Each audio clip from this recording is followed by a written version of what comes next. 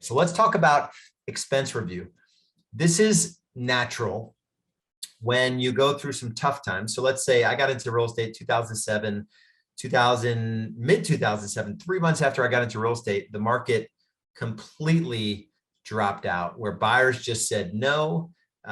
It was the full-on mortgage crisis and inventory shot straight through the roof starting in June 2007, probably for 12 to 18 months. Like nobody was buying, and it was just a weird time, and foreclosures were big in our market and all of that stuff. And I continued to not let any of that affect me. I sold more homes every year for like the 6-7 years that followed.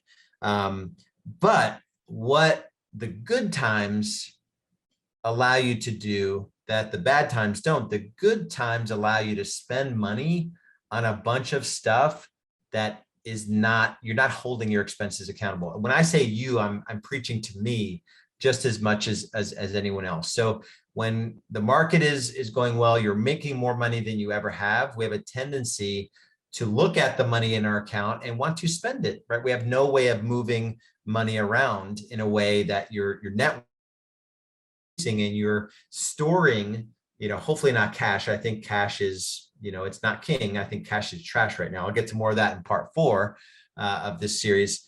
But you have to be constantly looking at your expenses. And this is the exercise you need to do. Print out, hopefully you're running your business expenses through, a business credit card that you're paying off every month, just as convenience, not for consumer debt. Print out, 3, but really 6 months worth of business expenses. On the one hand, print it out physically and staple it. And then your personal expenses, do the same thing. Actually, personal is next week. Sorry. So we're just talking business, but I'm still going to make you do the same thing in your personal. And I want you to go through a line by line. This could be your bank accounts or a credit card statement. Go line by line and ask yourself if this expense is producing a 10x return. Pick a number, right? A multiple of the actual expense. We tend to try a bunch of things. We tend to forget that we have all these monthly recurring, debits set up on our bank accounts or our credit cards. We tend to just be really loose with our finances when things are going well. So that's number 1, is to hold your expenses accountable.